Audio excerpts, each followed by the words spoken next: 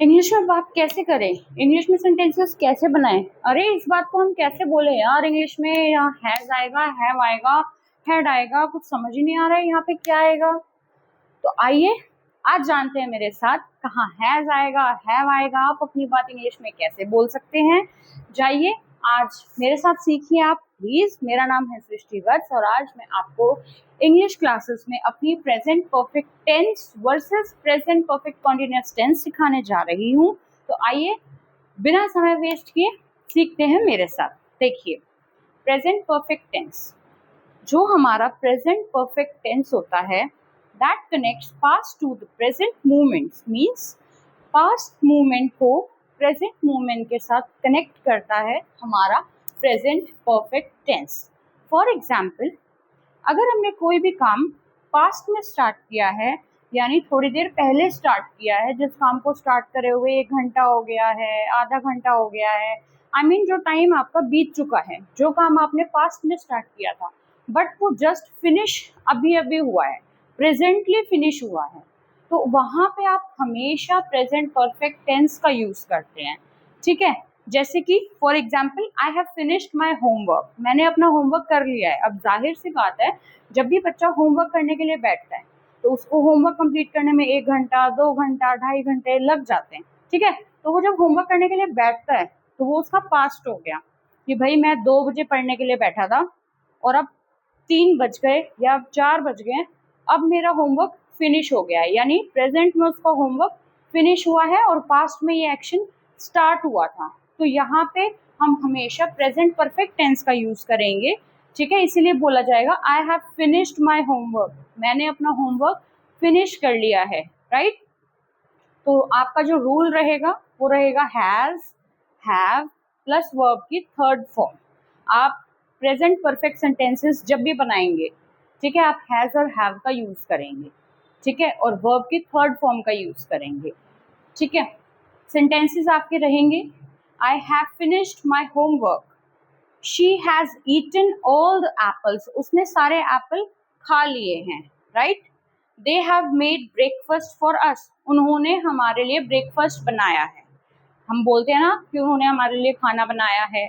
सो खाना बनाना वो past action में स्टार्ट करते हैं, बट उन्होंने अभी जस्ट फिनिश कर दिया है, उनका खाना बन के रेडी हो गया है, उनका ब्रेकफास्ट रेडी हो गया है, तो हम क्या बोलेंगे, हैव मेड।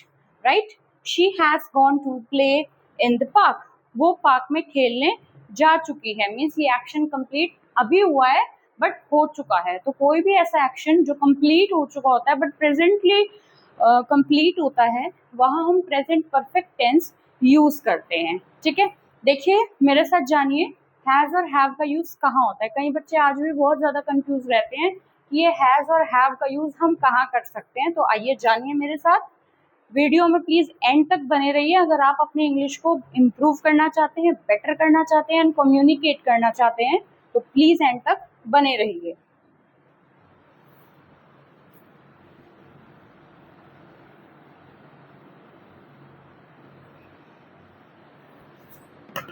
देखिए ही, शी, इट, ये 3 ऐसे सब्जेक्ट्स हैं। जब भी आपका सेंटेंस ही से स्टार्ट हो रहा है, शी से हो रहा है, जैसे देखिए शी से यहाँ पे स्टार्ट हो रहा था, शी से यहाँ स्टार्ट हो रहा था। राइट, तो ही, शी, इट, जब भी इन तीनों में से आपका सेंटेंस स्टार्ट होगा तो आपको ऑलवेज यूज हैज। क्या यूज करना है, हैज यूज करना है, क्योंकि ये होते हैं कितने, सिंगुलर, मतलब एक, ही मतलब एक लड़का, शी मतलब एक लड़की, एंड इट मीन्स एक, कोई भी एक चीज, एक जानवर। राइट, तो ये जो चीजें हैं ये हमेशा एक के लिए यूज की जाती है, और जब भी हम एक के लिए यूज करते हैं तो हम हमेशा हैज का यूज करते हैं, वी ऑलवेज यूज हैज। ठीक है, वहीं on the other hand we, you, they, ये होते हैं बहुत सारे। वी मीन्स हम, राइट, यू तुम, मैंने आपको पहले भी बताया अपनी पहले की वीडियोस में कि यू हम प्लूरल एंड सिंगुलर बोथ के लिए यूज करते हैं। राइट, एंड दे मतलब उन्होंने, बहुत सारे, तो इनके साथ हम हमेशा हैव का यूज करेंगे। जैसे कि ये रहा दे, देखिए आप दे के साथ यहाँ पे हैव का यूज आया है, राइट। अब आपका एक केस रहता है और वो केस है आई। आई यानी जब भी आप खुद की बात करते हो, अपने बारे में आप जब भी बात करते हो, आई के बारे में आप जब भी बात करते हो, तो आप हमेशा हैव का यूज करेंगे। ध्यान रखना इस बात को, आई के साथ हम हमेशा हैव का यूज करते हैं, राइट। तो ये आपके सब्जेक्ट्स हैं, प्लीज इसको याद रखिएगा कि आपको किसके साथ क्या चीज यूज करनी है, ठीक है। तो आइए बढ़ते हैं अपने नेक्स्ट टेंस की तरफ, जो है हमारा present perfect continuous tense.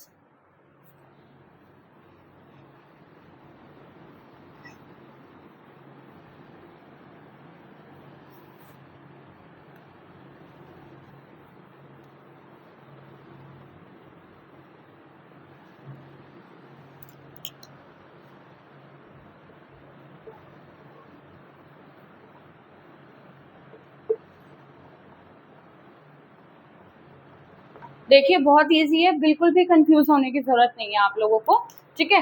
Perfect वो चीज थी हमारी जो हमारा एक्शन कंप्लीट हो चुका है, जो हमारा एक्शन खत्म हो चुका है।